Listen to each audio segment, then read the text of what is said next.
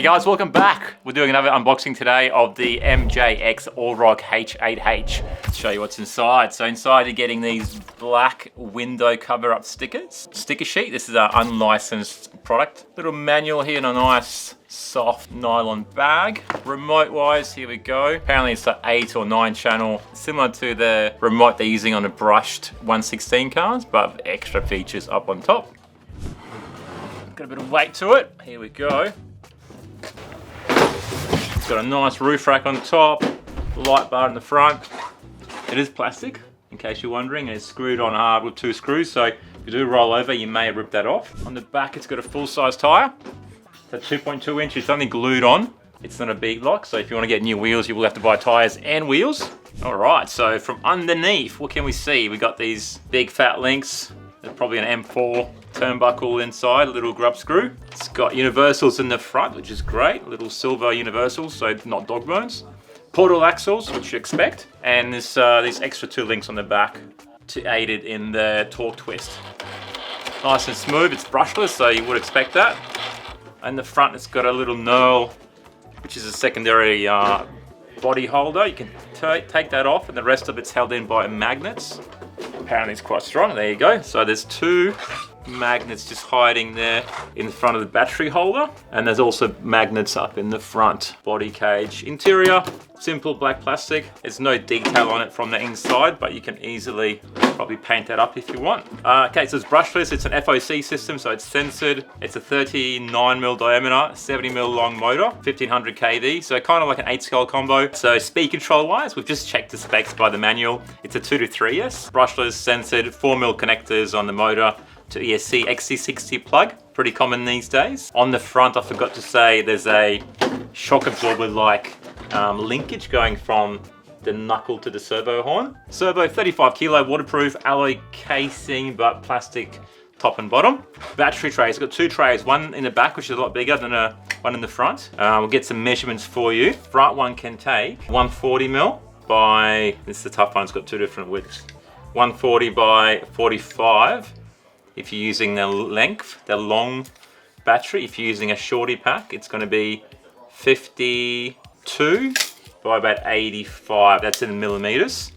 The back one, let's just go to full length. So we're looking at 154 long by 55 wide. There is a little drop down here, recess. I'm not sure if it's big enough for a shorty, but let's measure it. So you got 80mm by that 55. So quite flexible in what batteries you're going to be using in this thing. Servos, bunch of little servos. Obviously it's got a 2-speed transmission, so one little servo goes to that, and then you got a front locking servo and a rear locking servo. They're positioned in quite good locations, not too central. Okay, in this part we're going to have a look at the MJX versus a Traxxas TRX4 Defender we got right here. So obviously there's a size difference between the two. Straight away you can tell how much thicker the turnbuckles are on the MJX. The drive shaft's obviously all metal with little plastic caps over where the grub screws go. There's a pin obviously that could maybe pose an issue in the future from just wearing in one consistent spot. Traxxas has just gone plastic, so very quiet, probably more budget to create or make as well. Linkage wise, the top links, because this is a servo on axle, it's a 4-link setup. The Traxxas car is a CMS, chassis mounted servo, so it's got a 3-link with panhard, so quite different in the front. Top links, they go through 2 parts of the transmission plate on the TRX4, whereas on this one they go directly to the chassis rails, which is probably a little bit weaker, but everything's so thick it should be okay. So with the 4-link top setup here on the MJX, you do have metal connectors or links that connect them up to where the servo lives. Otherwise you can get quite a lot of play in that area, especially with the old 3-link setups on the old crawlers. So that's a good idea. Traxxas has gone 3-link. There's nothing really to improve there. They've got a plastic link, but this screw goes through 2 sections, so that's fine. Yeah, let's measure some differences between the two. So wheelbase wise, we've got on the MJX about 375mm, and the TRX4, as we all know, it's about 320. I think the manual says 323. Time to talk about the lights. So there's a little button here on the handle, which is a switch that you use to turn on the lights. So if you press it down for a few seconds, it turns all the lights on.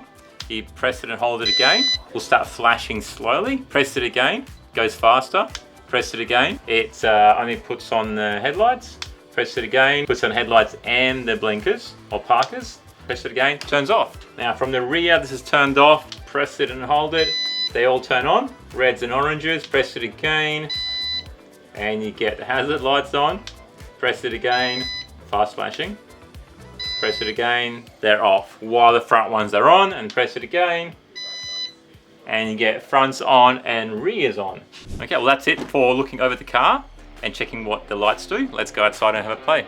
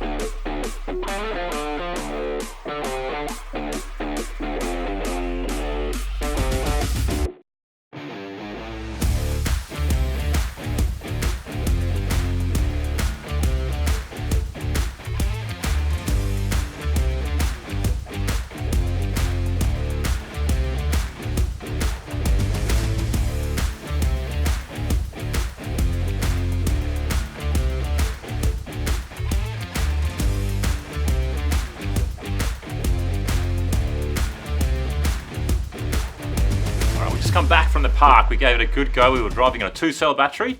That's all it needed. Even in high speed, it was as fast as the car would want to handle. If you go any quicker, I think it would just keep rolling over. A couple of things I noticed, every time we rolled over, the light bar kept pushing down. So a bit frustrating. We also forgot to take our little knurl that holds the body on.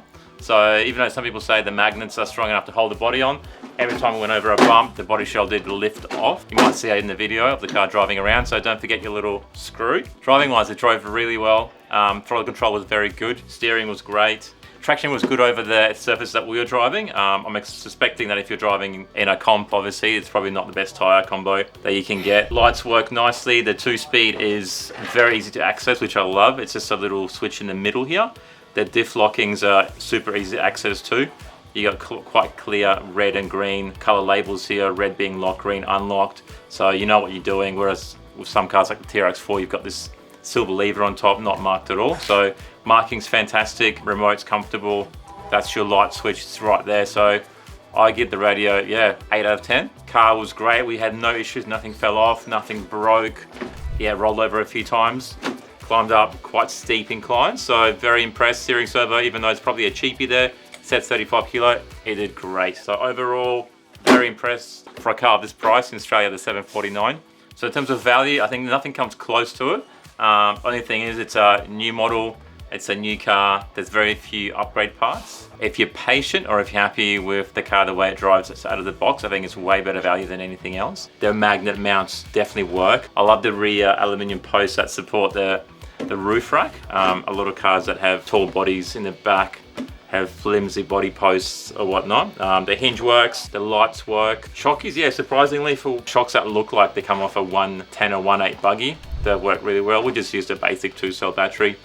Power was plentiful, nothing got hot. So the only thing is it is a bit top heavy, so it rolls over if you're going full speed. If you're running it in low speed, super controlled, super precise. We'd never got it rolled into any of the creeks or off any ledges, so that was all good. We only rolled it when we were going fast and then turning into it. Compared to a car that's 1,200 bucks, obviously you're gonna be finding it harder to get the spare parts and upgrades initially. We'll see how MJX goes.